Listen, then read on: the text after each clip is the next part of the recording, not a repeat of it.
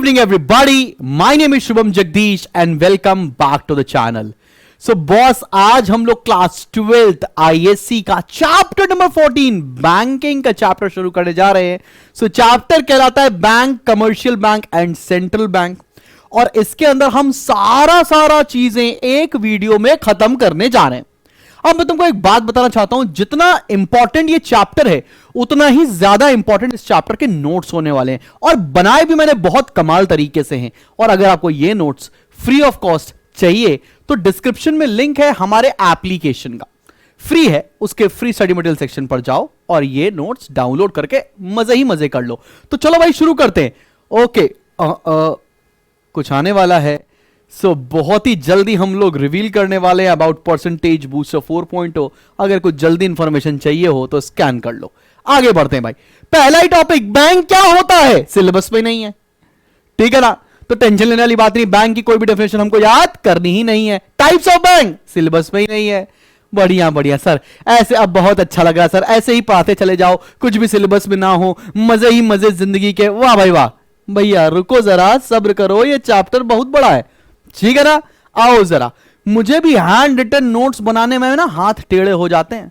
आप सबके लिए बैठ के कलरफुल तरीके से नोट्स बना रहा हूं सो दैट मेरे बच्चों की प्रिपरेशन बिल्कुल बोरिंग ना हो और जिंदगी में उनके भी रंग भरते चलें, ठीक है ना. चलो बच्चा, पहला टॉपिक जो हमारे सिलेबस में है वो है फंक्शंस ऑफ कमर्शियल बैंक. अब फंक्शन क्या होते हैं कमर्शियल बैंक के, आओ जरा देखते. पहला बैंक, सर ये कमर्शियल बैंक क्या होता है? अरे कमर्शियल बैंक वो बैंक होता है जहां पर बाबू तुम जाकर अपना अकाउंट खुलवाते हो, जहां पर तुम जाकर अपने बैंक से लोन लेते हो, जहां पर तुम चेक काटते हो. अच्छा, मतलब जनरल पब्लिक का बैंक. हां बेटे हाँ, जनरल पब्लिक का बैंक. तो सबसे पहला फंक्शन होता है accepting deposit. The primary function of commercial bank is to accept deposits from the public. Bank accepts mainly 3 types of deposits. Bank में ना 3 तरह के डिपॉजिट्स होते हैं. बैंक में ना बाबू 3 तरह के डिपॉजिट्स होते हैं. और 3 तरह के डिपॉजिट्स क्या है? या तो बैंक ना आपके लिए एक करंट अकाउंट खोलेगी. अब करंट अकाउंट किसके लिए खोला जाता है? करंट अकाउंट एक बिजनेसमैन खोलता है. करंट अकाउंट में आपको जमा किए हुए पैसों पर कोई भी इंटरेस्ट नहीं मिलता, कोई भी ब्याज नहीं मिलता, लेकिन नंबर ऑफ ट्रांजैक्शंस आप जितने मर्जी आओ उतने कर सकते हो, ठीक है ना. अब लिखकर क्या आना एग्जाम में वो भी देख लेते हैं. These accounts are mostly held by businessman. Deposits in current accounts is payable on demand, hence known as demand deposits. Money can be withdrawn through cheques. भैया क्योंकि ये पैसा जनरल पब्लिक की डिमांड पर वापस करना पड़ता है, इसलिए इसको डिमांड डिपॉजिट्स कहा जाता है, ठीक है ना बच्चा. अब आते हैं सेविंग अकाउंट. सेविंग अकाउंट पर पैसा आम जनता जमा कर सकती है, और सेविंग अकाउंट पर जो भी पैसा आप जमा करेंगे कमर्शियल बैंक के अंदर, उसके डिपॉजिट के ऊपर आपको सर्टेन रेट ऑफ इंटरेस्ट मिलेगा. 3-3.5% आज की डेट में मिलता है, लेकिन नंबर ऑफ ट्रांजैक्शंस के ऊपर रेस्ट्रिक्शन होती है सेविंग अकाउंट के अंदर, ठीक है ना. These accounts are held by general public. There is a restriction on the number of transactions unlike current account. Money can be withdrawn by checks. Money कैसे भी विड्रॉ कर सकते हो, चेक से, एटीएम से, बैंक में जाकर, कैसे भी, ठीक है ना. अगला जो डिपॉजिट है उसको फिक्स डिपॉजिट अकाउंट बोलते हैं, इसको टाइम डिपॉजिट भी बोलते हैं. मतलब फिक्स डिपॉजिट अकाउंट के अंदर आप पैसा कुछ एक सर्टेन टाइम पीरियड के लिए बैंक में जमा कराते हो. लेट्स से 6 महीना, 1 साल, 2 साल, 5 साल, व्हाटएवर द केस इज. आपको इसके ऊपर एक इंटरेस्ट मिलता है जो कि सेविंग अकाउंट से ज्यादा होता है, ठीक है ना. इसी के साथ एक और डिपॉजिट होता है जिसको हम लोग रेकरिंग डिपॉजिट बोलते हैं. रेकरिंग डिपॉजिट में हर इंसान हर महीने एक पहले से तय कीमत हर बैंक को जमा करता चला जाता है. लेट्स से मैंने 5,000 रुपए की रेकरिंग डिपॉजिट कर रखी है, 5,000 की आरडी कर रखी है, तो मैं हर महीने 5,000 रुपए बैंक में जमा करूंगा. साल के अंत में बैंक हमको 60,000 प्लस कुछ इंटरेस्ट के साथ वो पैसा मुझे वापस कर सकता है. उसको रेकरिंग डिपॉजिट बोलते हैं. इन दोनों ही कैटेगरी को टाइम डिपॉजिट्स कहा जाता है. एग्जाम में क्या लिखना है? Money in these accounts are deposited for certain time period like 6 months, 1 year, 2 year, etc. These deposits are also known as time deposits. इसी की तरह रिकरिंग और क्यूमुलेटिव डिपॉजिट भी होता है, जैसे मैंने बता दिया आपको. उसमें हर महीने हर क्वार्टरली पैसे आपको जमा करने होते हैं, which ever the cases. Bank का पहला फंक्शन तो समझ में आ गया, एक्सेप्टिंग डिपॉजिट्स. दूसरा फंक्शन के लिए ही बैंक बना है और यहीं से वो पैसे कमाता है, और यहां से आपके बोर्ड एग्जामिनेशन के अंदर एक क्वेश्चन बाहें फैलाकर इंतजार कर रहा है. हां, दूसरा फंक्शन क्या है? दूसरा फंक्शन है बच्चा पाड़ी एडवांसिंग लोन्स। अब किस तरह का लोन देता है एक कमर्शियल बैंक, आओ जरा देखते हैं। पहला केस है कैश क्रेडिट। कैश क्रेडिट को ना सीसी लिमिट कहा जाता है, ठीक है ना। अक्सर ये लोन एक बिजनेसमैन को ही मिलता है जिसकी एक अच्छी रेप्यूटेशन होती है बैंक के अंदर। अब मेरी बात सुनो, जैसे मेरी अच्छी रेप्यूटेशन है विद एचडीएफसी बैंक, तो एचडीएफसी बैंक ने मेरे को एक सीसी लिमिट दे रखी है, कैश क्रेडिट दे रखा है कि शुभम जगदीश आपको 10 लाख रुपए का सीसी हम प्रोवाइड कर रहे हैं। अब 10 लाख में से अगर मैं जितना भी पैसा अमाउंट विड्रॉ करूंगा या यूज करूंगा, मुझे इंटरेस्ट सिर्फ विड्रॉन अमाउंट पर ही देना पड़ेगा, पूरे अमाउंट पर नहीं। लेट्स से 10 लाख रुपए का मुझे कैश क्रेडिट मिलता है और मैंने सिर्फ 2 लाख रुपए ही विड्रॉ किए हैं बैंक से, तो मेरे को इंटरेस्ट सिर्फ 2 लाख पर ही देना पड़ेगा। क्या बात समझ में आ रही है? कैश क्रेडिट किसको मिलता है? बिजनेसमैन को मिलता है जिसकी अच्छी रेपुटेशन होती है। कैश क्रेडिट देते समय बैंक ना कुछ गिरवी रखता है, लेट्स से आपके एसेट्स वगैरह, कुछ ना कुछ तो मॉर्टगेज कराएगा ही। लेकिन पेपर में आएगा कैश क्रेडिट क्या होता है, तो क्या लिख कर आएंगे, नोट्स जरा देख लिया जाए। Cash credit CC limit is very popular among Indian businessmen. This loan is given to borrower against his current assets. Current assets के अगेंस्ट, मतलब करंट एसेट्स को प्लेज करना पड़ता है, मॉर्टगेज करना पड़ता है। The bank opens account in the name of borrower and allows him to withdraw the borrowed amount as and when he requires the money. The bank charges interest not on the entire amount but on the actual amount withdrawn. पूरे amount पर interest नहीं पड़ता है मालिक, interest पड़ता है सिर्फ और सिर्फ जितना अमाउंट आपने विड्रॉ किया होगा। चलो भाई आगे बढ़ते हैं। अगला है outright loans and advances. Cash credit और आउटराइट लोन्स एंड एडवांसेस में एक अंतर है। आउटराइट लोन्स एंड एडवांसेस इकट्ठा दे दिया जाता है और इंटरेस्ट पूरे अमाउंट पर लगना शुरू हो जाता है, चाहे आप लोन का अमाउंट इस्तेमाल करो या ना करो। आओ जरा देखते हैं आउटराइट लोन्स क्या होते हैं। In this case the entire amount of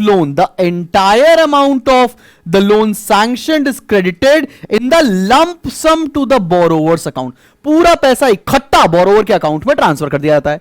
the borrower has to पे interest on the entire amount.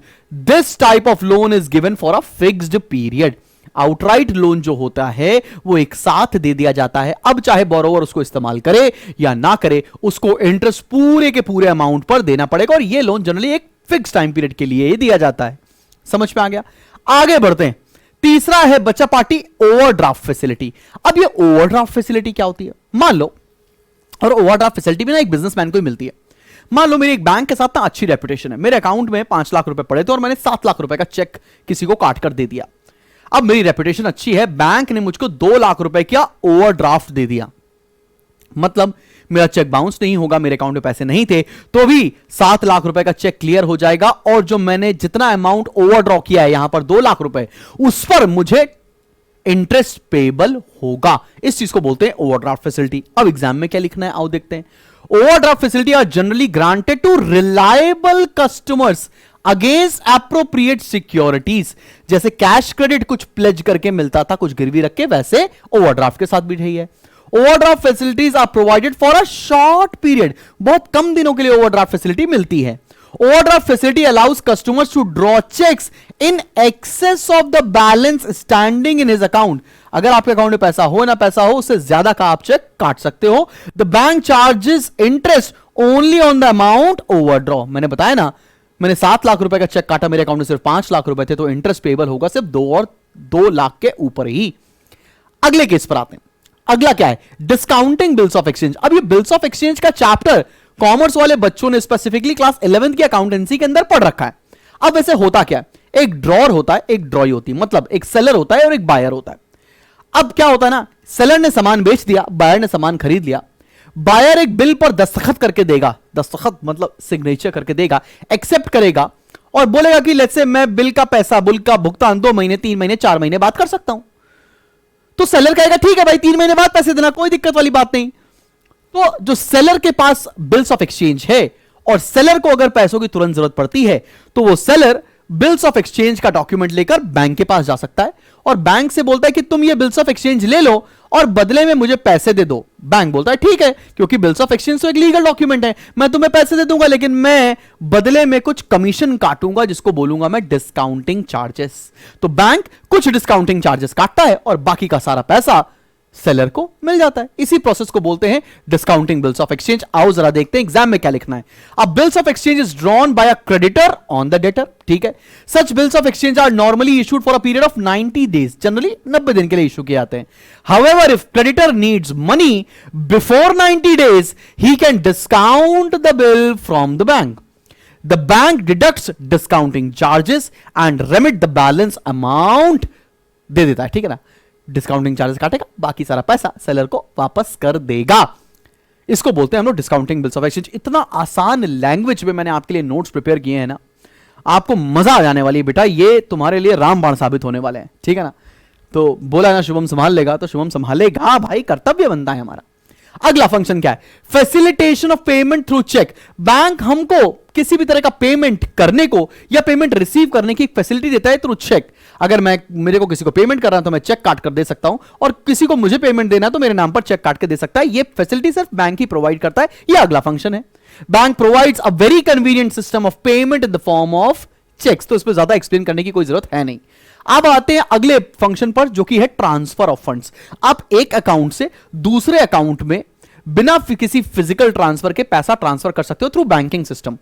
अगर आप कॉमर्स स्ट्रीम से, ह्यूमैनिटीज वाले बच्चों को तो नहीं समझ में आएगा, ये शायद उन्होंने पढ़ा नहीं है कॉमर्स के अंदर, लेकिन कॉमर्स वाले बच्चों ने ये अपनी कॉमर्स के सब्जेक्ट में chapter number 4 banking latest trends में पढ़ा हुआ है, तो कोई दिक्कत वाली बात नहीं। कहना क्या चाहते हैं? Bank helps in transfer of funds safely from one place to another through the use of various credit instruments. जैसे कि चेक्स के थ्रू पैसा ट्रांसफर कर सकते हैं, ड्राफ्ट, आईएमपीएस, आरटीजीएस, एनईएफटी, और आजकल तो ऑनलाइन ट्रांसफर भी शुरू हो गया है। तो ये सब ट्रांसफर ऑफ फंड्स के अंदर ही आएगा।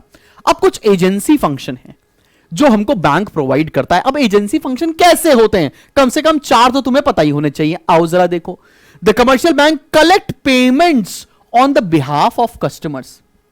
लेट्स से मैंने बैंक से बोला कि मेरे बिहाफ पर मेरे बायर से पेमेंट कलेक्ट कर लो, बैंक जाकर कलेक्ट कराएगा।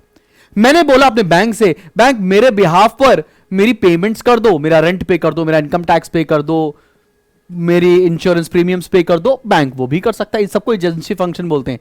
The commercial bank make various types of payments on behalf of their customer, जैसे कि इंश्योरेंस प्रीमियम, टैक्सेस एटसेट्रा। अगला, the commercial bank acts as agents of their customers in the sale and purchase of stock and shares. Agent जैसा भी act करता है bank. मतलब bank से मैं बोलूंगा कि इस कंपनी के स्टॉक्स खरीदो, तो स्टॉक्स खरीद लेगा। मैं बोलूंगा इस कंपनी के स्टॉक्स बेच दो, स्टॉक्स बेच देगा। एजेंट की तरह भी काम करता है, ब्रोकर जैसा भी काम करता है बैंक हमारे लिए। ये भी एक एजेंसी फंक्शन है। And the commercial bank acts as a trustee and executor. मुझे अगर जिंदगी में किसी के ऊपर भरोसा नहीं है तो मुझे बैंक के ऊपर भरोसा है। मैं बैंक से बोलूंगा मेरे मरने के बाद जो मेरी वसीयत है, जो मेरी विल है, उसको प्लीज एग्जीक्यूट करा देना। तो बैंक एज अ ट्रस्टी भी काम करता है। जैसे मैंने एग्जांपल लिखा है, execution of the will after death. इसके अलावा कुछ जनरल यूटिलिटी सर्विसेज भी प्रोवाइड करता है बैंक। जैसे कि क्या?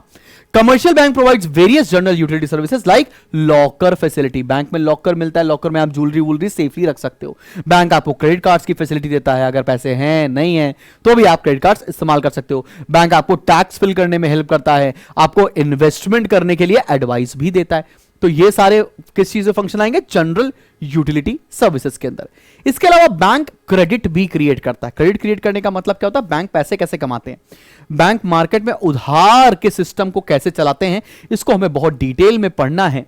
तो let's discuss this in detail and it's a very very important topic. आपके स्कूल में, आपके बोर्ड इम्तिहान के अंदर यह टॉपिक आपका यूं बाहें फैलाकर इंतजार कर रहा है। प्लीज इसको बहुत तबीयत से पढ़ेंगे और मैं समझाऊंगा भी कुछ उतने ही तबीयत से। तो चलो भाई, ये टॉपिक करते हैं शुरू। चलो बच्चा, credit creation bye commercial bank क्या होता है, मैं तुमको इसको पहले अपने शब्दों में समझाने जा रहा हूं, फिर तुम्हें समझ में आ जाएगा कि पूरा प्रोसेस है क्या और कमर्शियल बैंक कैसे पैसा कमाते हैं, कैसे क्रेडिट क्रिएट करते हैं। चलो मान लेते हैं कि ये कमर्शियल बैंक है। अच्छा, मैं सारे कमर्शियल बैंक को ना एक यूनिट मानता हूं। तुम ये मत सोचना एसबीआई अलग है और एचडीएफसी अलग है। मैं सारे कमर्शियल बैंक को एक यूनिट मान रहा हूं, ठीक है ना। बात समझना। ये लेट्स से एक बैंक है जिसका नाम है एसबीआई।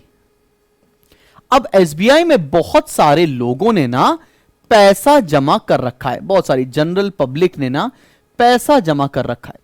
इन्होंने अपना पैसा जमा कर रखा है, ठीक है ना। लेट्स से इन्होंने पैसा जमा कर रखा है 10,000। बैंक के लिए ये 10,000 कहलाएंगे डिमांड डिपॉजिट्स। बैंक के लिए क्या कहलाएंगे बेटा? ये कहलाएंगे डिमांड डिपॉजिट्स। इनको डिमांड डिपॉजिट्स क्यों बोलते हैं? क्योंकि on the demand of the depositor ये पैसा बैंक को वापस करना पड़ेगा। अब बैंक को पिछले कई सालों का एक एक्सपीरियंस है कि सारे लोग ना एक साथ पैसा मांगने नहीं आते हैं। ये बैंक को पता है सारे कस्टमर्स एक साथ पैसा नहीं मांगने आते हैं। तो बैंक ने एक रिक्वायर्ड रिजर्व कैलकुलेट करके रखा है। बैंक बोलता है, ये रेट चेंज भी हो सकता है, ये अज्यूम कर रहा हूं, बैंक ने बोला रिक्वायर्ड रिजर्व मैं ले लेता हूं 20%। ये मैं अज्यूम कर रहा हूं, हर बैंक अलग अलग करता है, ठीक है ना। आरबीआई इसमें हेल्प करता है। बैंक बोलता है कि यार 20% लोग ही पैसा मांगने तो आते हैं, बाकी लोग तो पैसा मांगने आते नहीं है, तो क्यों ना मैं 20% ऑफ डिपॉजिट अपने पास रख लूं, बाकी के पैसे से इंटरेस्ट कमाते हैं, उधार देते हैं। तो बैंक ने किया क्या? बैंक ने इस 10,000 रुपए पर 20% पैसा मतलब 2,000 रुपए एज अ रिजर्व रख लिया। क्या रख लिया? एज अ रिजर्व रख लिया। बाकी बैंक ने एक आदमी को यह लोन दे दिया। लोन दे दिया, कितना लोन दे दिया? लेट्स से 8,000 रुपए। बैंक ने क्या किया? 2,000 रुपए अपने पास एज अ रिजर्व रख लिया ताकि किसी भी समय अगर कोई भी बंदा आए तो हम उसका पैसा पे कर सकें, और बाकी का बचा हुआ 8,000 एक बंदे को लोन दे दिया। क्लियर है कि नहीं क्लियर? अब बैंक कभी भी कैश में तो लोन देती नहीं है, बैंक लोन देती है हमेशा हमेशा एक अकाउंट के अंदर, ठीक है ना। आओ जरा देखते हैं। लेट्स से इस बंदे का अकाउंट था HDFC में, इस बंदे का अकाउंट था HDFC में, तो इस बंदे ने ये 8,000 रुपए यहां जमा करा दिए। इस बैंक के अंदर कितने पैसे आ गए? 8,000। अब ये 8,000 HDFC के लिए क्या कहलाएंगे? Demand deposits.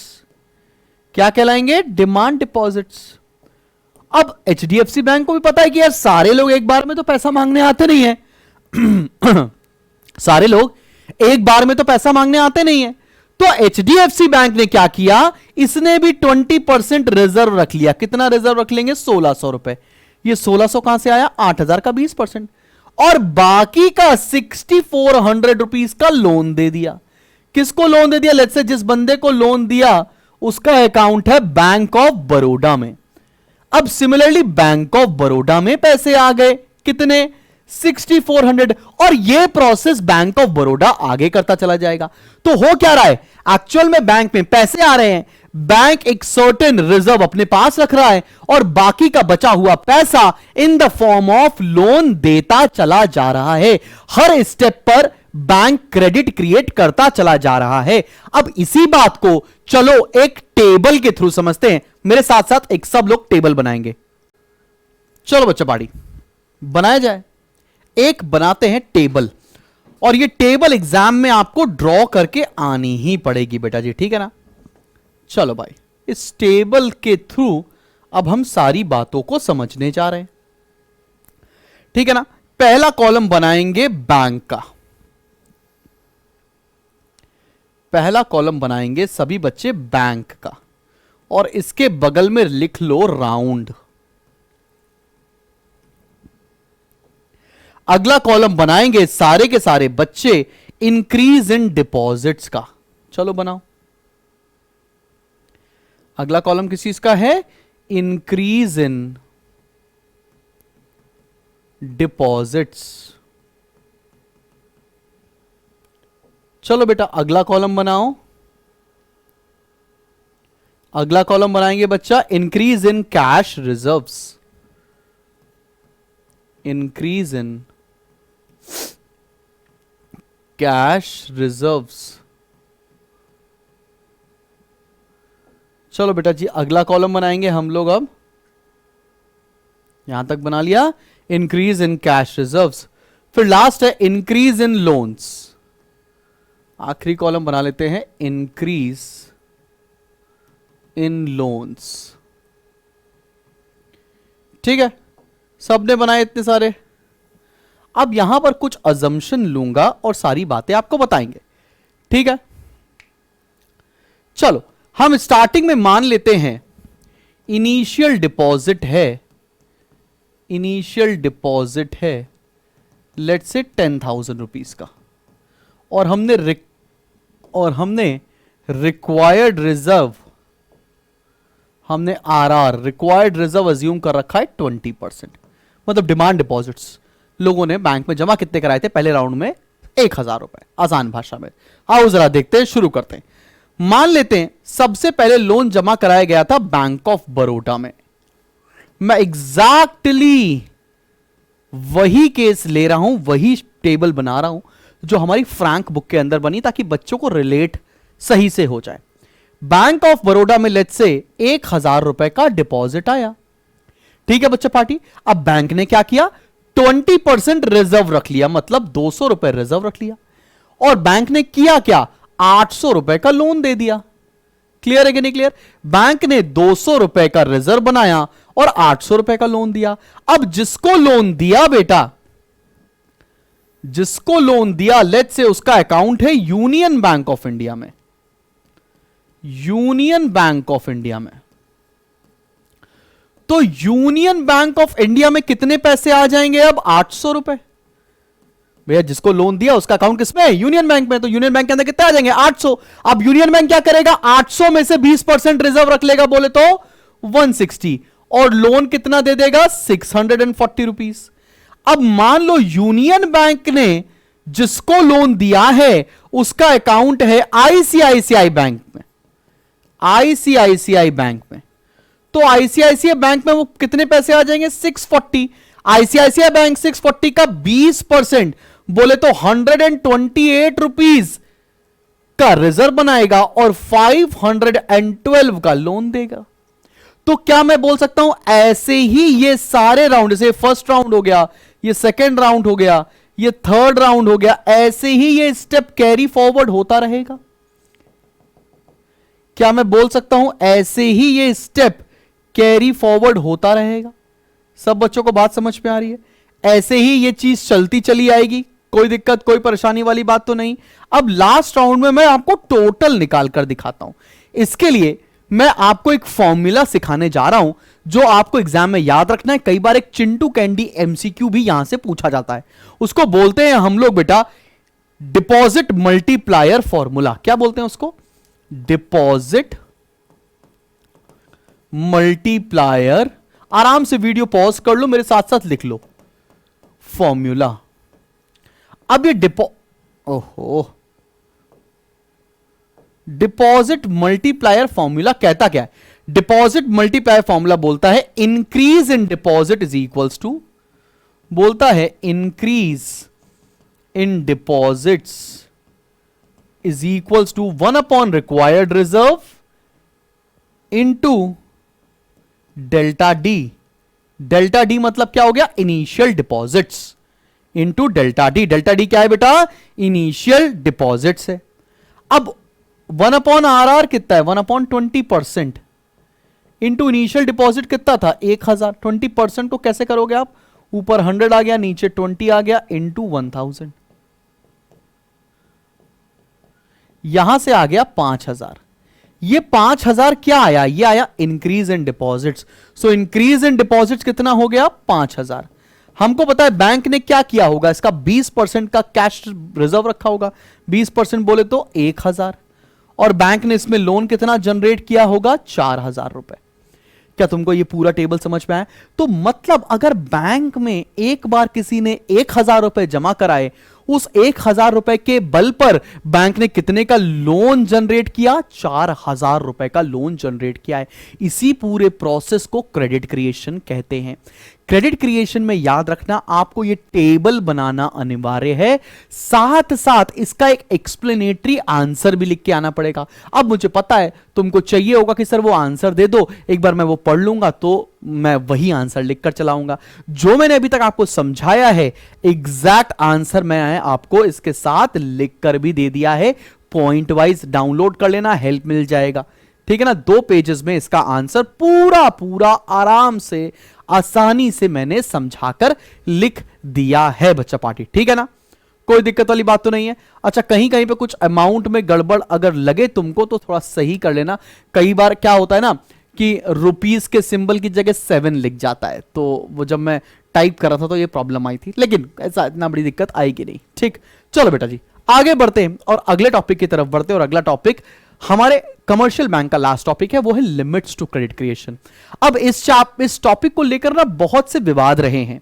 क्या विवाद रहे हैं कि सर ये टॉपिक बहुत सारे स्कूल में स्किप करा दिया गया है, लेकिन मैं बताना चाहता हूं पिछले साल से ही इस टॉपिक को वापस से सिलेबस में लाया गया है। बिफोर दैट ये सिलेबस में नहीं था। तो ये टॉपिक भूल से भी स्किप मत करना, सब बच्चे पढ़ना, और मेरी उम्मीद ये कहती है कि यहां से भी तुमको एक छोटा क्वेश्चन मिलने की उम्मीद है। लिमिट्स टू क्रेडिट क्रिएशन क्या है, आओ जरा देखा जाए। पहला, the amount of cash reserves. भाई एक बैंक उतना ही लोन जनरेट कर सकता है, उतना ही क्रेडिट क्रिएट कर सकता है जितना उसके पास कैश रिजर्व होगा। ठीक है ना, बात समझ में आ रही है। आओ जरा इस बात को देखते हैं, एग्जाम में क्या लिखते आते हैं। The power of credit creation is limited by the primary deposits with the commercial bank. जिस बैंक में ज्यादा डिपॉजिट आएगा वो ज्यादा क्रिएट कर सकता है क्रेडिट, जिसमें कम आएगा वो कम क्रिएट करेगा। The larger the cash reserves available the larger will be the credit created by commercial bank and vice versa। जितना ज्यादा लोगों के पास इनिशियल डिपॉजिट होगा उतना ज्यादा वो बैंक क्रेडिट क्रिएट कर सकता है, और जितना कम होगा उतना कम क्रिएट करेगा, वाइस वर्सा लिख दिया। आगे आते हैं कैश रिजर्व रेशियो। जितना कम कैश रिजर्व रेशियो एक बैंक मेंटेन करेगा उतना ज्यादा वो क्रेडिट क्रिएट कर सकता है। ठीक है ना, इनवर्स है यहां रिलेशनशिप। आओ देखो, the power of banks to create credit is determined by the amount of cash reserves that the bank maintain.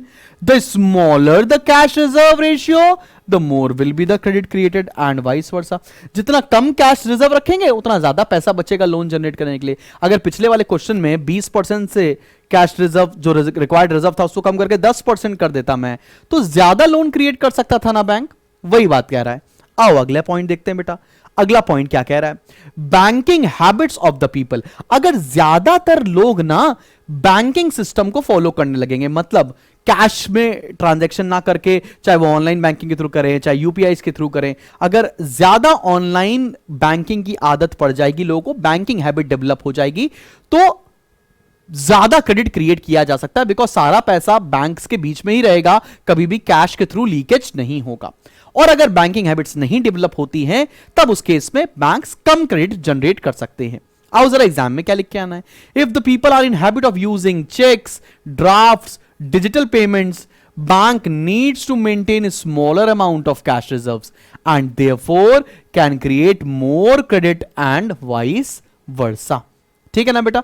अब नेचर ऑफ सिक्योरिटीज ऑफर्ड, ये भी बहुत इंपॉर्टेंट पॉइंट है। हमारे भारत में बिना कुछ गिरवी रखे कभी भी आपको लोन नहीं मिलेगा। गिरवी रखे मतलब मॉर्टगेज किए बिना। अगर लोग अच्छी सिक्योरिटीज को प्लेज करते हैं, अच्छा घर, कोई अच्छा लिक्विड एसेट, गोल्ड, तो बैंक्स के लिए आसान होता है लोन देना। लेकिन ज्यादातर लोगों के पास कोई अच्छी सिक्योरिटी गिरवी रखने के लिए होती नहीं है, उस केस में बैंक चाहते हुए भी लोन नहीं दे पाती है। आओ जरा देखो, an important factor that limits the power of banks to create credit is availability of adequate securities. Banks generally give secured loans. If proper securities are not available with the public, a bank cannot create credit.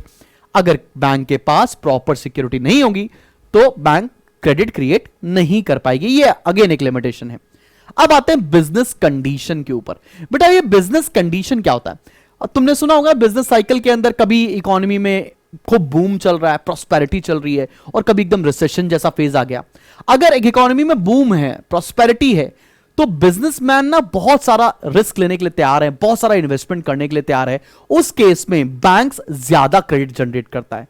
लेकिन on the contrary अगर recession चल रहा है तो bank भी risk लेना नहीं चाहता है, बिजनेसमैन भी इन्वेस्ट नहीं करना चाहते हैं। उस केस में रिसेशंस के समय पर बैंक्स कम क्रेडिट जनरेट कर पाता है, कम क्रेडिट क्रिएट कर पाता है। एग्जाम में क्या लिखना है? During the periods of boom business prosperity a commercial bank create more credit since business firms need more investment and vice versa during recessions के समय कम क्रेडिट जनरेट कर पाएगा। आगे आते हैं monetary policy of the central bank. तुम्हें पता है सेंट्रल बैंक कहीं ना कहीं पूरी तरह से कमर्शियल बैंक को कंट्रोल कर दिया। सेंट्रल बैंक मतलब आरबीआई। अब बिना आरबीआई के परमिशन के एक कमर्शियल बैंक ज्यादा या कम क्रेडिट जनरेट नहीं कर सकता, बिकॉज कैश रिजर्व वाली जो बात होती है ना, रिक्वायर्ड रिजर्व वाली बात जो होती है, वो आरबीआई ही गवर्न करता है। आओ जरा देखते हैं। The central bank influences the power of credit creation of the commercial bank through various monetary policies. अब ये मॉनेटरी पॉलिसीज हम इसी चैप्टर में आगे पढ़ने वाले हैं। अब आते हैं अगले टॉपिक की तरफ, role of commercial bank in economy. ये हमारे सिलेबस में नहीं है, सो बहुत बढ़िया बात है। फिर हम आते हैं सेंट्रल बैंक के ऊपर। सेंट्रल बैंक जिसको हम लोग आसान भाषा में जानते हैं आरबीआई के नाम से। आरबीआई मतलब reserve bank of India. Reserve bank of India. हमारे देश में इस बैंक को हम लोग पापा बैंक बोल सकते हैं। मतलब पापा मतलब पिताजी टाइप बैंक्स, मतलब सारे डिसीजंस पूरी इकोनॉमी में होने वाले वो यहीं से पास होते हैं। हमारे देश में कितनी नोटें छपेंगी, हमारे देश में कौन सी इकोनॉमिक पॉलिसी लागू होगी, वो सब का सब आरबीआई ही डिसाइड करता है। तो सबसे इंपॉर्टेंट टॉपिक इस चैप्टर में हम पढ़ने जा रहे हैं वो है फंक्शंस ऑफ सेंट्रल बैंक। ठीक है, चलो पहला फंक्शन पे आते हैं। पहला फंक्शन है bank of issue. Bank of issue क्यों? Because central bank is the bank of issue, it enjoys the monopoly of note issue. हमारे देश में अगर किसी के पास नोट छापने की मशीन है तो सिर्फ और सिर्फ सेंट्रल बैंक के पास है। ठीक है ना बच्चा party?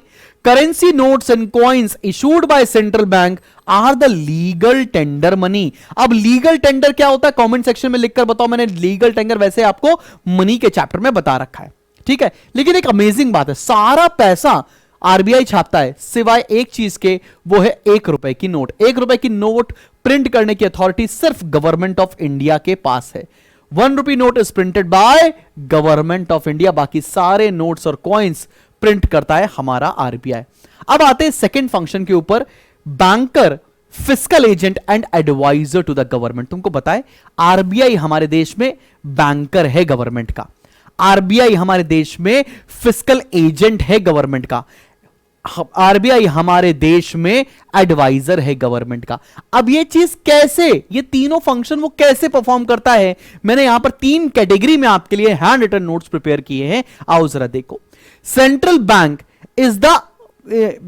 in all the countries acts as banker, fiscal agent and advisor to the government.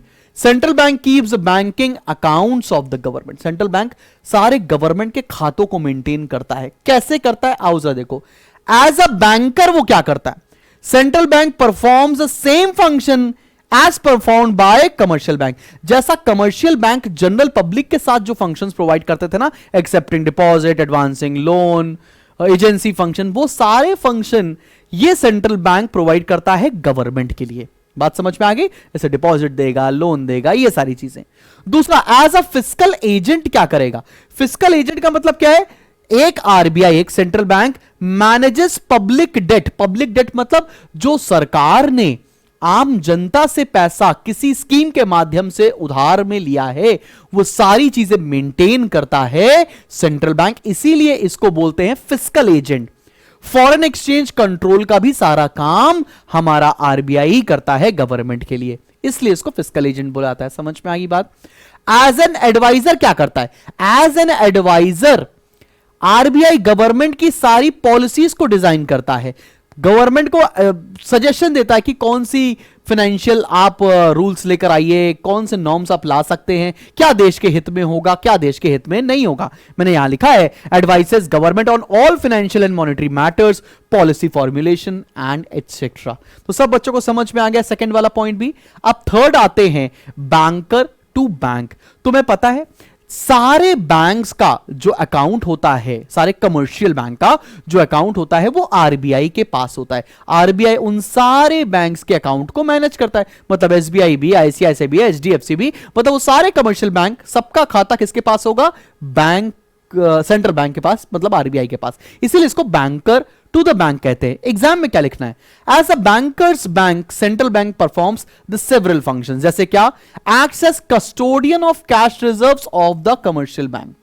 Commercial bank के जितने भी रिजर्व्स हैं, जैसे सीआरआर हो गया, एसएलआर हो गया, क्या होगा अभी आगे बढ़ेंगे हम लोग, वो सारे रिजर्व्स किसके पास होते हैं? वो सारे रिजर्व्स होते हैं आरबीआई के पास। ठीक है ना? अगला, central bank provides credit, mainly short term credit to commercial bank. कभी कभी अगर कमर्शियल बैंक को उधार की जरूरत होती है तो आरबीआई वो प्रोवाइड करता है, वो भी शॉर्ट टर्म नीड्स के लिए। Central bank insures great strength to the banking system of the country. तुमको पता है पूरे देश में अच्छी तरीके से बैंकिंग सिस्टम चलता रहे, लोगों का बैंक के ऊपर से ट्रस्ट ना जाए, इसलिए आरबीआई इस पूरी चीज को स्ट्रेंथन करता है। Central bank can control the credit creation of bye commercial bank by changing the cash reserves. भाई हर कमर्शियल बैंक कितना क्रेडिट क्रिएट कर रही है उस चीज को पूरी तरीके से आरबीआई कंट्रोल कर सकता है बाय चेंजिंग कैश रिजर्व्स, वही रिक्वायर्ड रिजर्व जो मैंने बताया था आपको। अगले फंक्शन पर आते हैं, custodian of Nations foreign exchange reserves. तुमको पता है पूरे देश में जितना भी फॉरेन एक्सचेंज का ट्रांजैक्शन होना है वो सिर्फ और सिर्फ आरबीआई सेंट्रल बैंक के मद्देनजर होते हुए ही होता है। मतलब सेंट्रल बैंक के बगैर परमिशन के कोई भी फॉरेन एक्सचेंज का काम नहीं किया जा सकता है। आओ जरा देखते हैं।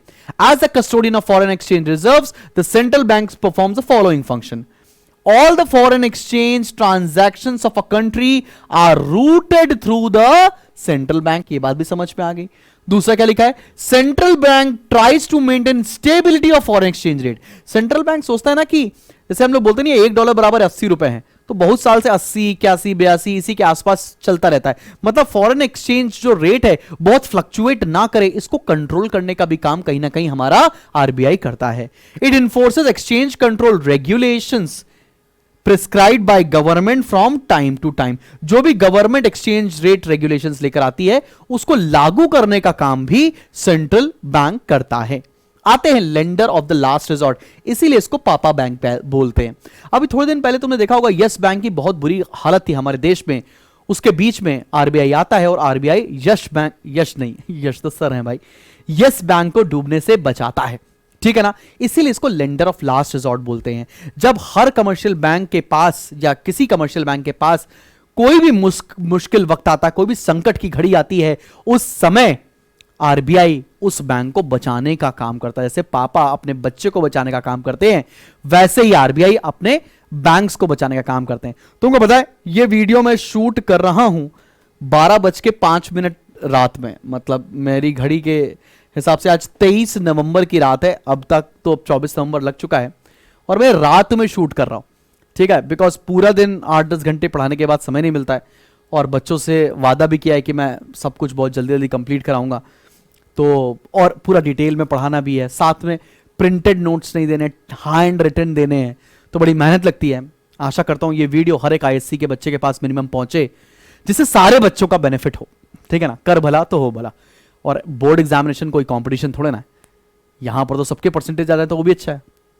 तो तुम्हारा कर्तव्य बनता है कि हर आईएससी बोर्ड के बच्चे जिसके पास इकोनॉमिक्स है क्लास 12th में, उस तक ये वीडियो पहुंचाना तुम्हारा फर्ज है, ठीक है ना भाई। चलो आगे बढ़ते हैं।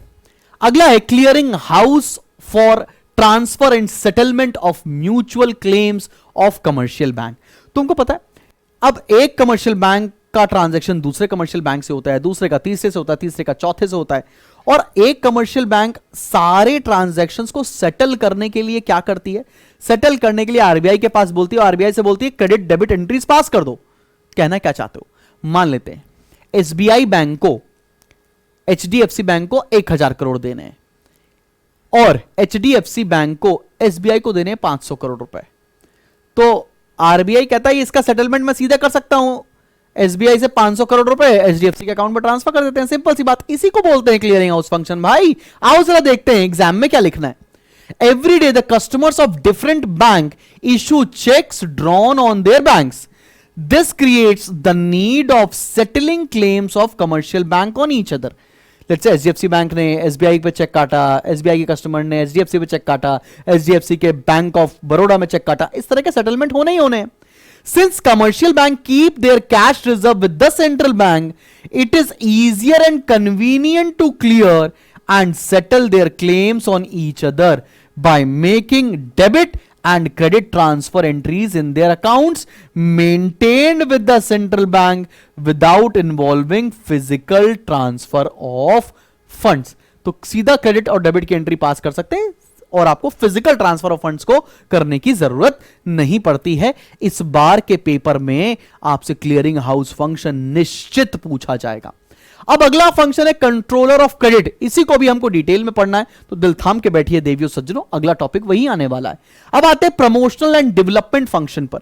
अब सेंट्रल बैंक इन सब के अलावा कुछ प्रमोशनल और डेवलपमेंट फंक्शन भी करती है, जैसे कि क्या, it provides liberal and cheap rediscounting facilities to commercial bank and gives various types of concessions। भाई कमर्शियल बैंक को बहुत तरह के कंसेशंस प्रोवाइड करती है, सस्ते रेट पर लोन दे देगी, ये सारी चीजें। आगे बढ़ते हैं, central bank assist in the development of financial institutions like development bank, जैसे आईबीआरडी हो गया, नाबार्ड हो गया, ठीक है ना, आईडीबीआई हो गया, इस तरह के बैंक्स को डेवलप करती है ताकि हमारे देश में जितना भी इंडस्ट्रियल सेक्टर है, जितना भी एग्रीकल्चर सेक्टर है, जितना भी सर्विस सेक्टर है, मतलब जितना भी बिजनेस सेक्टर है, वो और अच्छे से परफॉर्म कर सके और उनके लिए कभी भी पैसा मार्केट पे कम ना हो। टू प्रोवाइड इन्वेस्टिबली फंड्स इन, ये क्या लिख दिया, इन्वेस्टेबल फंड्स, अपनी राइटिंग नहीं समझ पा रहे हैं रात को भाई। To provide investable funds for the development of agriculture, industry etcetera. तो जैसे कि छोटे छोटे इंडस्ट्रियल बैंक्स हो रहे हैं, आईडीबीआई, सिडबी, इस तरह के बैंक्स का भी डेवलपमेंट करती है आरबीआई, सो दैट इंडिया के अंदर बिजनेस सेक्टर को बूम मिल सके। अगला, publication of economic and statistical information. हर साल आरबीआई कुछ रिपोर्ट्स पब्लिश करती है, क्या होता है वो रिपोर्ट्स, आओ देखते हैं। The central bank collects economic and statistical information relating to different aspects of the economy and publishes periodical reports। हर साल, जैसे कि पर कैपिटा इनकम क्या है हमारे देश के अंदर, जीडीपी कितना ग्रो कर रहा है, लोग स्टैंडर्ड ऑफ लिविंग क्या है, महंगाई की दर क्या है, इस तरह के बहुत सारे इंफॉर्मेशन को पब्लिश करता है RBI for the general public, ताकि उनको देश की स्थिति का अंदाजा लग सके। अब हम बात करने जा रहे हैं क्रेडिट कंट्रोल या मनी कंट्रोल बाय आरबीआई। तुमको पता है, अब यहां पर मैं तुमको दो सिचुएशन बताने जा रहा हूं। उस सिचुएशन को बताने के पहले मैं एक चीज बताता हूं। इकोनॉमी में हमारी दो तरह की प्रॉब्लम आती है, एक आती है इन्फ्लेशन, जिसको हम लोग महंगाई बोलते हैं, और दूसरी सिचुएशन होती है डिफ्लेशन। डिफ्लेशन के समय महंगाई नहीं होती है, लेकिन यह ज्यादा सीरियस प्रॉब्लम है। आओ बेटा देखते हैं, इन्फ्लेशन का मतलब क्या होता है। इन्फ्लेशन का मतलब होता है प्राइस का बढ़ना, कमोडिटीज के प्राइसेस का बढ़ना। किसी भी कमोडिटी का प्राइस क्यों बढ़ेगा, उसके पीछे रीजन होता है जब उस प्रोडक्ट की डिमांड बढ़ती है। किसी भी प्रोडक्ट की डिमांड क्यों बढ़ती है, क्योंकि लोगों के पास इनकम बहुत है, इनकम ज्यादा हो रही है। तो अगर मुझे इन्फ्लेशन सही करना है तो मुझे इनकम को टारगेट करना पड़ेगा, इनकम कम करनी पड़ेगी, ठीक है। इसी का उल्टा डिफ्लेशन होता है। डिफ्लेशन में क्या इंपैक्ट आता है, प्राइसेस कम होते चले जाते हैं। प्राइस कम क्यों होते हैं, क्योंकि डिमांड कम होती है। डिमांड कम क्यों होती है, क्योंकि लोगों के पास इनकम कम होती है। तो इकोनॉमी से डिफ्लेशन जैसी सिचुएशन को हटाने के लिए लोगों की इनकम को बढ़ाने का प्रयास किया जाता है, ठीक है। अब सरकार इसके लिए कुछ मॉनिटरी, सरकार नहीं, आरबीआई, सरकार जो स्टेप्स लेती है उसको फिस्कल पॉलिसी बोलते हैं। इसको सही करने के लिए, इन्फ्लेशन डिफ्लेशन जैसी प्रॉब्लम को सही करने के लिए कुछ मॉनिटरी पॉलिसीज लेकर आती हैं, जिससे इकोनॉमी के अंदर स्टेबिलिटी बनी रहे। अब मॉनेटरी पॉलिसी के अंदर कुछ होते हैं क्वांटिटेटिव इंस्ट्रूमेंट्स और कुछ होते हैं क्वालिटेटिव इंस्ट्रूमेंट्स। हम पहले क्वांटिटेटिव इंस्ट्रूमेंट्स के बारे में पढ़ने जा रहे हैं, और ये बेहतरीन नोट्स जरूर से जरूर डाउनलोड कर लेना एप्लीकेशन से, ठीक है ना भाई। सबसे पहला पॉइंट क्या लिखा है, बैंक रेट। अब ये बैंक रेट क्या है, अब आसान भाषा में बात समझने की कोशिश करना। ये वो रेट है जिस पर आरबीआई लोन देता है एक कमर्शियल बैंक को, ठीक है ना। It is a rate at which RBI lends money to commercial bank for long period needs, for long period, लंबे समय के लिए। अब बात समझना, अगर एक कमर्शियल बैंक को महंगा लोन मिलेगा तो वो जनरल पब्लिक को भी तो महंगा ही लोन देगा, और जब जनरल पब्लिक को महंगा लोन मिलेगा तो जनरल पब्लिक लोन कम लेगी, और अगर जनरल पब्लिक लोन कम लेती है तो डिमांड ऑटोमेटिकली कम हो जाएगी, इन्फ्लेशन सही हो जाएगा।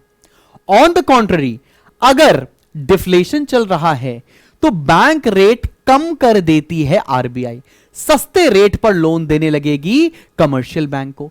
जब कमर्शियल बैंक को खुद लोन सस्ते रेट पर मिलने लगेगा तो वो सस्ते रेट पर जनरल पब्लिक को लोन देने लगेगी। जब लोगों को सस्ते रेट पर लोन मिलेगा तो लोग लोन लेंगे, और लोग लोन लेंगे तो डिमांड बढ़ने लगेगी, डिफ्लेशन की प्रॉब्लम दूर हो जाएगी। जैसे bank rate long term needs को पूरा करने के लिए मिलता है, वैसे एक और रेट होता है रेपो रेट। रेपो रेट में भी आरबीआई ही लोन देता है कमर्शियल बैंक को, लेकिन शॉर्ट टर्म पीरियड की नीड्स के लिए। मैंने यहां पर बुलेट पॉइंट्स में इसका कंक्लूजन लिख रखा है, during inflation bank rate is increased, ताकि डिमांड कम की जा सके, and during deflation bank rate is reduce. तुमको पता है एक रेट और होता है जिसको हम लोग रिवर्स रेपो रेट कहते हैं। रिवर्स रेपो रेट क्या होता है? ये वो रेट है जिस पर एक कमर्शियल बैंक लोन दे देता है आरबीआई को।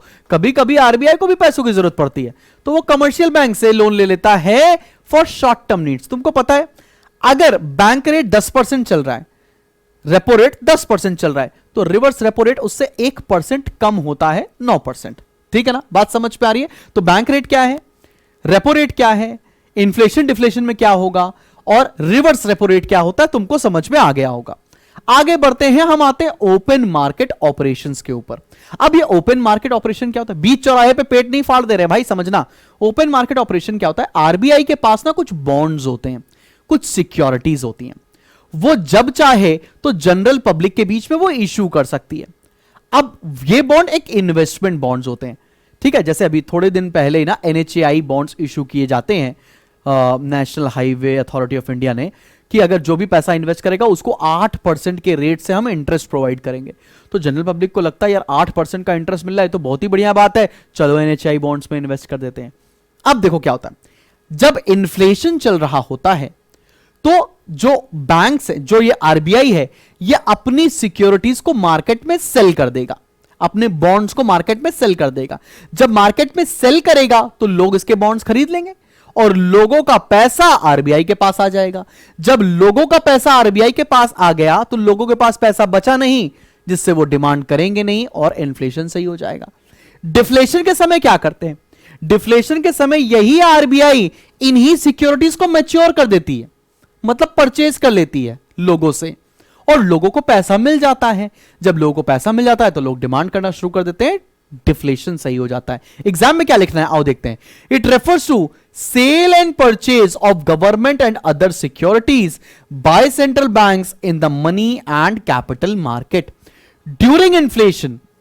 RBI sell its securities and during deflation RBI purchases its securities और matures its securities।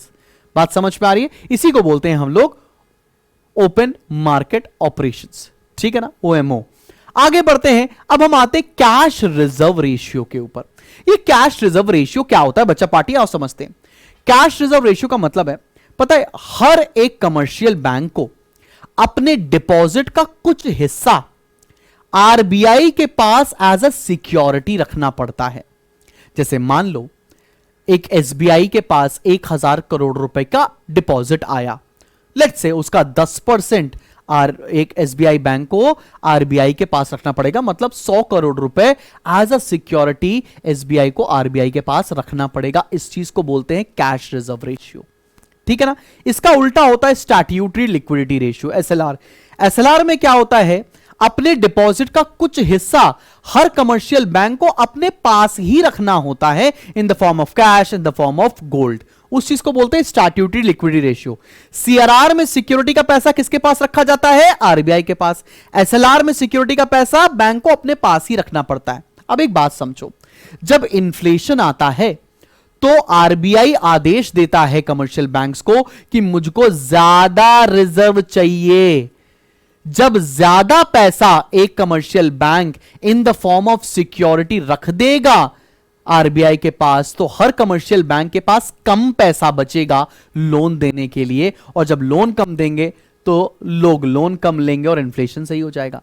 Same case with SLR. SLR के समय भी, इन्फ्लेशन के समय भी एसएलआर को बढ़ा दिया जाता है कि भैया ज्यादा पैसा एज अ रिजर्व रखो और कम पैसा एज अ लोन दो, एंड डिफ्लेशन के समय वाइस वर्सा। अब एग्जाम में क्या लिख के आना है आओ जरा देखते हैं।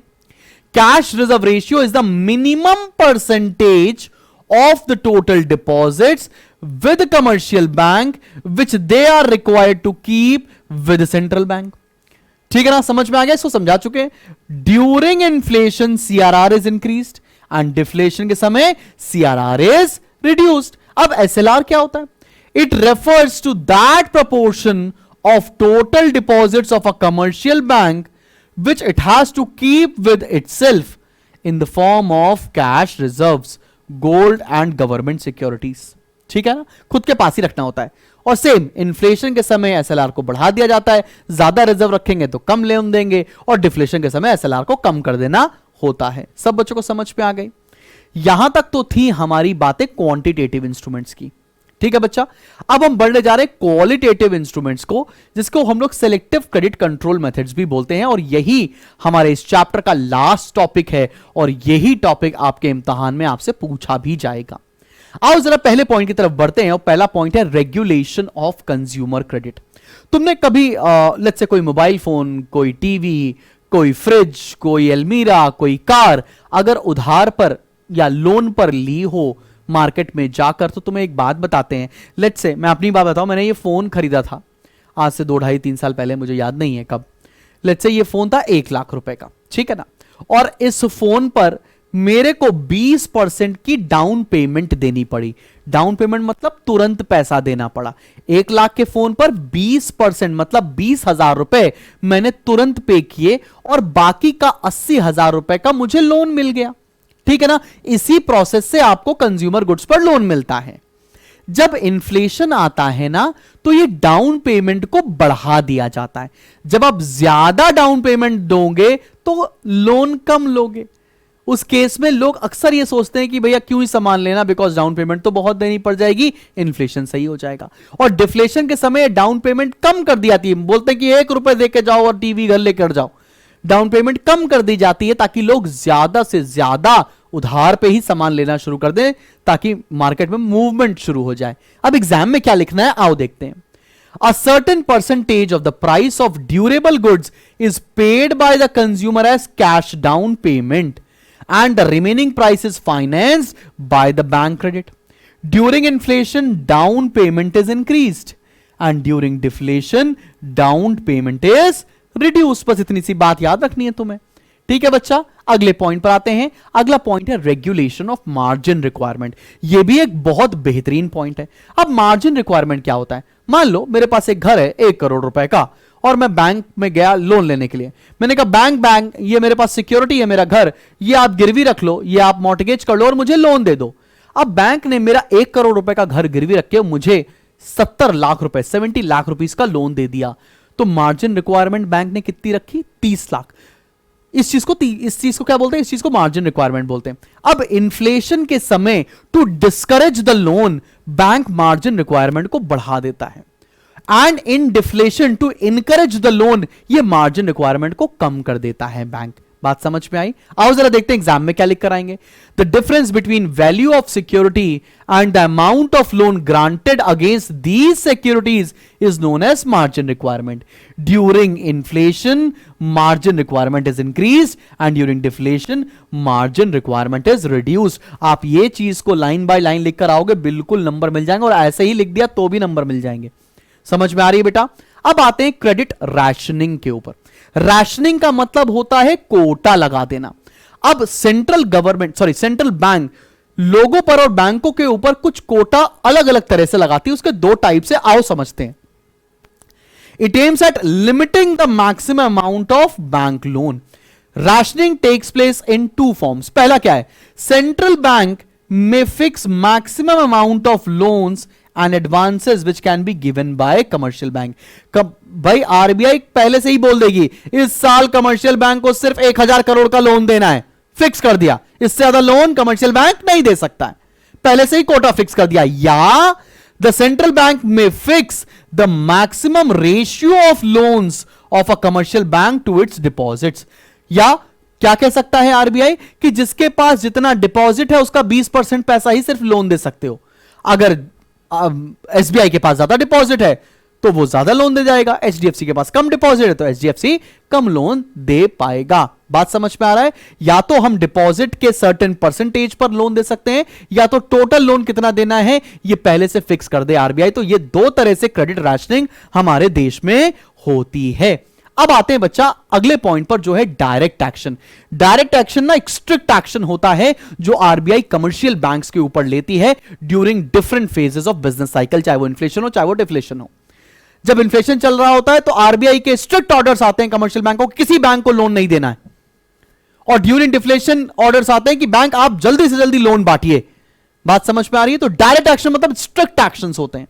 पेपर में क्या लिखोगे? The central bank can take direct action against commercial bank.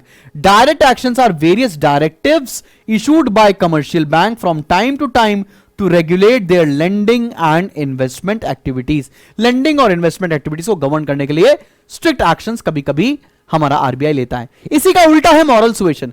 जैसे डायरेक्ट एक्शन में स्ट्रिक्ट एक्शन लिया जाता है, वैसे मॉरल सुएशन में परसुएशन होता है, परसुएट करता है। कहता है भाई भाई प्लीज सुनो ना यार। आरबीआई कमर्शियल बैंक को समझाता है प्लीज भाई यार इन्फ्लेशन चल रहा है, लोन मत दो ना यार। समझाने की बात करते हैं। जैसे कभी कभी पापा दोस्त बन जाते हैं सैटरडे को ना, वही वाली बात है। आओ जरा देखते हैं। It is the method of persuasion, request, informal suggestion and advice to the commercial bank by the central bank. Central bank explains the needs for adoption of a particular monetary policy and appeals them to follow this policy. यहां पर persuade करता कहता please मान जाओ भाई, inflation चल रहा है भाई लोन मत दे, भाई डिफ्लेशन चल रहा है भाई खूब सारा लोन दे दे। इस तरह से समझाने की, परसुएट, मनाने की बात करता है, प्यार मोहब्बत से बोलता है। और last but not the least अगला ऑप्शन है पब्लिसिटी। पब्लिसिटी का मतलब क्या है? Publicity is another method of selective control. The central bank uses this method both for influencing credit policies of the commercial bank as well as to influence public opinion in the country. भाई public की opinion, जैसे कई बार जागो ग्राहक जागो जैसे add चलते हैं, वैसे इन्फ्लेशन के समय लोगों को बताना कि भैया आप लोन ना लें, या कुछ डायरेक्टिव्स इशू करना, कुछ जर्नल्स प्रिंट करना, पब्लिसिटी करना कि इन्फ्लेशन चल रहा है लोन ना ले, या डिफ्लेशन चल रहा है खूब सारा लोन ले सकें। इसके बारे में आरबीआई बताता है। एक ये भी मेथड है सिलेक्टिव क्रेडिट कंट्रोल का। तो यहां तक जाकर अब आपका बैंकिंग का चैप्टर पूरा खत्म होता है और बस आपको इतना बताना है कि there is something coming up for you all which is known as percentage booster 4.0. तो boss this is it from me for today's class. Chapter number 14 is done. मिलते हैं बहुत जल्दी एक next video के साथ. Till then keep smiling, keep learning. Wish you all the best. This is me, Shubham Jagdish, signing off.